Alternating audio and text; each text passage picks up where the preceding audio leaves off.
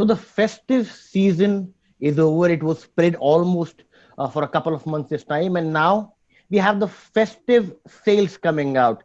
Now we have Bajaj Auto's numbers also coming out, which is around 4,22,240 units, 5% up than year on year last November. But we'll have to really see that Diwali last year was in October. To discuss that, how was the festive share and what is the way ahead, and the discrepancies between the wholesale and the retail numbers we've been talking about. To talk about all of these issues, I'm joined by Mr. Rakesh Sharma, who's the ED Bajaj Auto with us. Sir, thanks a lot for speaking to us.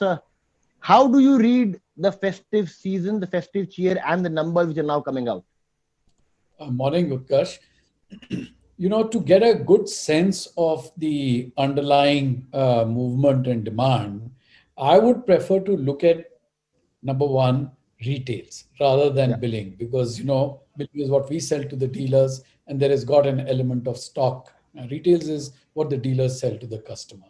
Secondly, I would like to set the aperture of comparison, not just at a narrow window of the 32 days of festive, but a little bit pre-festive and post-festive. So I like to look at 1st October to 30th November period, for which the numbers, of course, we know our numbers and the industry numbers are just coming in, but we have a good sense of them. So if I look at the 1st October to 30th November retails compared to last year's same period, then I suspect motorcycle industry in India is in a decline of about 10% or so, give or take 1 or 2 percentage points here or there, because the numbers are yet to get firmed up for the industry. But that's where we are. And I would say that going into this period of October and November, we had made assumptions on the back of the rapid recovery in August and September. We had made an assumption of, a bit of optimistic assumption of this year matching last year. So I would say it has turned out to be slightly less than what we would have liked it to be, then, at minus 10% or so. The only Yeah. other thing I would sort of add is that within this performance, from our point of view, uh, we have aimed at the top half of the pyramid, which is, 125 cc's and above, and they have performed much better. So there is a story even within that if you peel the onion. So, right at the top of the pyramid are bikes costing, let's say, more than 2 lakhs, the KTM brand, the Dominar brand, which we sell. There we have experienced double-digit growth. But as you sort of move down the pyramid and right to the entry level, it goes into a decline. And overall, like I said, I think the industry is in a decline of about 10% in this period. So you are saying that on the retail level, there is still decline. So is it the amount of stocking up we are seeing? Is it the inventory level which have really piled up? And what is our current inventory level at the dealerships at this point of time? Yes, of course. You see, this is not an easy choice to make, not for the companies, nor for the dealers. When you're entering a season, you're recovering from the COVID period. There is an expectation that the mood will be buoyant, and everyone prepares for an optimistic scenario. And I would support that. So it is natural for some kind of stocking, rather overstocking, to occur, which is then corrected. Um, I think the industry will have to correct a little bit more than what we had expected to correct. And that process will start with the December Jan thing. In our case, I would say that generally, I think given the deep distribution which is there, and two-level distribution which takes place, we like to keep a 35 days inventory, at the entire network. I think we are at about 41, 42 days inventory, and we would be taking some corrective action so that, we pare it down to the normal of 35 days. Are you saying that December as a month, the production numbers will be lesser, so the wholesale units can also be adjusted according to the retail sales? Of course, yes, absolutely. I think the retail numbers will be obviously less because it's the last month of the calendar year and the model changes and all that. Uh, and we will be adjusting for that as well as for reduction in the inventory. But we tend to, in our company at least, we tend to not build up rapidly, and we tend not, and that's not entirely in our hands, but we are constantly conscious of that, and we don't destock rapidly also, because there is one other aspect which we have to keep in mind always, which is our interface with the vendors. There are a lot of medium, small enterprises, large vendors. There's a big ecosystem out there, and it is important to have a gentle upslope and a gentle downslope over there. Let me, before I really come to the industry, let me speak to you about the export markets. Now, how are export markets doing for us? Has a second wave of lockdown really impacted our exports? Are those markets impacted, given Austria is one of our biggest markets, KTM? Well, for Bajaj Auto, in the overall scheme of things, it's an important market, Austria, but it's not from a size and share point of view a very large market. I mean, we're doing upwards of 200,000 units, and we are, overall, and three-wheelers and two-wheelers put together, and the KTM branded ones are generally at about 5, 6, 7,000, but of course, higher value and higher profitability products. But there has been a good recovery in almost all our overseas markets now. Leading the pack, the region which is sort of had faced the least slowdown was Africa, and now it's almost back to 95% levels of last year. The South Asia has done well, apart from Sri Lanka. Sri Lanka is facing a big foreign exchange crisis. So their government has banned imports of all kinds till end of 21. So, but Bangladesh, Sri Lanka, Nepal are doing pretty well. We are also very delighted with the recovery in Latin America. Latin America was lagging behind in Q2. It was almost at 50-60% level.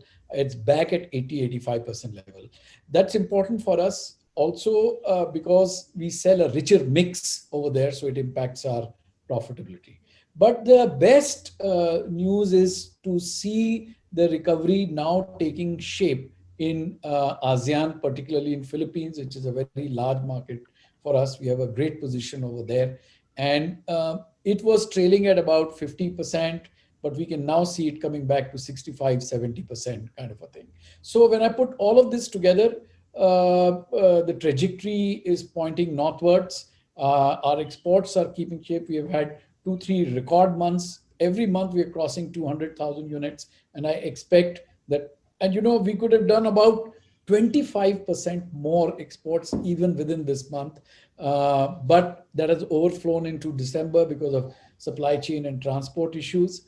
So with that, I definitely see exports to continuing to maintain its growth tempo in the next 3-4 months.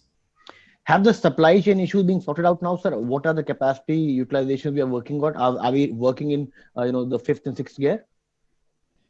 Yes, supply chain issues are largely sorted out, and we, at a macro level, we are still there is a considerable underutilization of industry, because don't forget last year, which is FY 19-20, was itself a decline over 18-19. So when we compare 2021 with 19-20 and say that we are getting to a normal, that normal was already a decline. So we really we're not having any capacity matching issues between demand and supply, and there are no constraints. But the situation is still fragile in the sense that it takes a lot of, there is a lot of work at the back end which is going on, because there can be disruption. So I would say the fragility factor is reducing, but it's still there. And sometimes you have to shift production from one vendor to the other. So the back end teams are actually doing a terrific job in trying to, match demand and supply, which looks very well matched at a macro level, but a lot of effort done. There is a lot of work also in the transport systems for the export side. With the rise of demand in China, there is generally a shortage of containers, etc. These are very operational issues, but they're having a big impact. There's a big scramble at our end. We do 100 containers a day. At our end, this is a huge exercise to make sure that all the containers reach the factories on time, they're stuffed, and they reach the shipping on time. So a lot of effort on transport, particularly export transport, and vendor management. Any impact of the supplies really coming in, especially the ECUs, when it comes to the lockdown in Europe? Is that creating a trouble? No, not really. First of all, we are not very dependent on imports. At a overall level, 3-4% is what we import, and there too we are trying to make sure that our dependencies are reduced. But yeah, for those models which are got critical components, for example, like our e-Chetak, we have experienced a lot of supply chain issues in that our electric scooter Chetak, and because of that, we have still not reopened our bookings, in spite of a absolutely fantastic reception to Chetak. We have to just bite ourselves and keep ourselves contained, and make sure that we service the existing orders. So yes, that one I would single out as being very severely affected because of the issues on supply chain. But other than that, I think it's if you put in the effort and manage it, we are able to match demand and supply. So, Rakesh, the festive cheer is over. You were talking about the sentimental impact of it. You were speaking about the spread out of the pent up demand. Everything is done now. We're done with the festive demand. What next? How do you see the demand scenario from here on? How is Motown planning? Because I've been speaking to vendors, I've been speaking to all of the auto companies off the record. Everybody was speaking that till festive season we have a plan and then we'll see. Now the festive season is over. What is the plan now? How are we looking at growth? How are we looking at production? How are we looking at the future of Motown post festive season now? Yeah, so the festive season is always a distraction, and that's why you got to look at the underlying drivers of demand. And like I said earlier, to understand those, I prefer to look at what's happening in a slightly broader time frame, which is the 60 days of 1st October to 30th November. And despite the buoyancy in festive, I think the pent-up demand has exhausted itself. Nobody who was thinking of buying in February, March would still be thinking of buying. The other thing, Utkarsh, is that there has been a withdrawal, or the retail financing has receded by almost 10-15 percentage points. So if two-wheelers were being financed with 70%, they're now at a 55 percent level. So that's a very significant factor. There is an underlying contraction in the economy in any case. So when I put all of these things together, the minus 10% which we have seen in October, November, the continued receding or continued lower level of retail finance penetration, then and the contraction of the broader economy, macroeconomy, then I feel that going forward, we should be looking at a difficult period, in the sense that we should still be in the motorcycle business looking at a little bit of a decline over last year, or at best, very similar performance as last year. And So again, let me I would want to point out that last year was not such a great year, because this is the period now when the industry was preparing for a changeover from BS4 to BS6. So in any case, there was a lot of caution in the air last year at this time. And over that, I'm saying that there might be a decline, there will be a decline, or at best equal to last year. And we, at least in Bajaj Auto, are planning for that. But yes, within that, our performance in the top half of the pyramid has been very encouraging, in the 125 cc's particularly. So we will continue to focus on that, and not worry so much about the overall volumes, but really go after improving our mix, which has a direct impact on our bottom line. So let me ask you a difficult and an uncomfortable question here. Some of the critiques of Bajaj Auto say that there is one company who's being, speaking about doing good numbers in the wholesale, best ever productions, and they're speaking good, positive about the economy. And then there is Bajaj Auto, whether it's Mr. Rajiv Bajaj or Mr. Rakesh Sharma, they always blame the economy, and then they are not really focused on the positive part of it. They only talk negative. What is your response to all those critics? They're all over now. Well, I'm personally not given. I don't feel compelled to respond to that. I would. I would rather take the position of trying to understand the facts and interpret the facts. So because this is not something which is opinion or debate. It's not a debate, at least for me. And I'm looking at the facts. The facts are that in the recovery was swift. It was led by rural in the period June and September, which surprised all of us. And we were very happy about it because one had thought in April, May that it's going to be very difficult period. But once we reached 80-85% levels, there have been certain kind of breaks, both in urban and rural. So if I project that and look at the general sense in the economy, we feel that the industry would still underperform over last year. But like I said, within that industry, we are seeing the upper end performing much better than the lower. That is our assumption. So, that is our point of view on the basis of which we are aligning our resources and aligning our priorities. And other people might have a different viewpoint.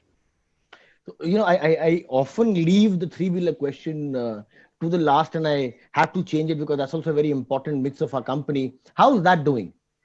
That's Are we not seeing doing recovery? well again because the recovery over there, we are at about 60% of last year, which is and the recovery is happening, but in small steps.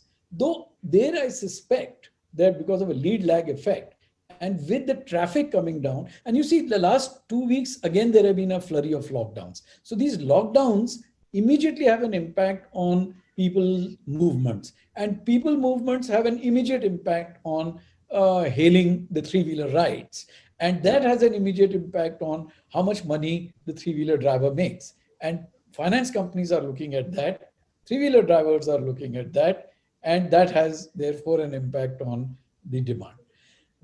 But definitely, even when we get inputs from aggregators like Uber, etc., we are finding that people movement is coming back to about 80% levels or so, though our sales are at about 60%. And we are by far the leaders, as you know, in three-wheelers. So I'm thinking that there is going to be a lead lag effect. And in 2-3 months' time, we should start to see three-wheelers climbing up from the 60% levels, which they are right now, back to about 80% levels. Because it requires a combination of the movement of people and the opening up of the tap by the financing companies. That should take place in steps and should be it will happen, but in small steps, like I said. Is the new night curfews really coming in cities worrying you? Yeah, see, all these things definitely impact the movement of people. And but that has to be done from a society point of view. These are the sort of policy decisions, so one can't question those. But from a business point of view, certainly, the business levels drop, particularly for three-wheelers, like I said, and it has an impact on the business. Last question before I let you go. Your projections for the industry next year, say in 2021. You mean 21, 22? Yeah. Yeah. I think, see, the underlying drivers of demand in motorcycles and three-wheelers are extremely strong. So while we may be facing an interruption over the next 3-4 months, like I said, based on the immediate past, uh, I think that the fundamental drivers will kick in sooner or later. And the fundamental drivers are the huge need for mobility. People have to move, they're traveling between small towns, villages and towns, between cities, for employment, for own business. Then the demographics, we are blessed with this, the youthful nature of our people, and more people are coming into the, 60% of the purchase is new people coming into the consumption cycle. It's right now that has got reduced last year to about 50%, but that will kick in. Uh, Financing, with all the all the things which the government has done to enable financing. Hopefully, financing will start to come in. So I would say, despite, and I'll not attempt to forecast what the economy will be like, but I will say this, that irrespective of how much the economy moves up or down, because of the fundamental drivers, youthful, need for mobility, penetration of roads, I think we can look at a very good recovery in 21, 22, unless there is an economic disaster. We have seen these cues from all over the world in the emerging markets, and I'm optimistic that sooner or later we will get back to the rightful trajectory for motorcycles. Thank you, sir. Thanks a lot for speaking to us. Thank you, Utkarsh. Thank you, sir.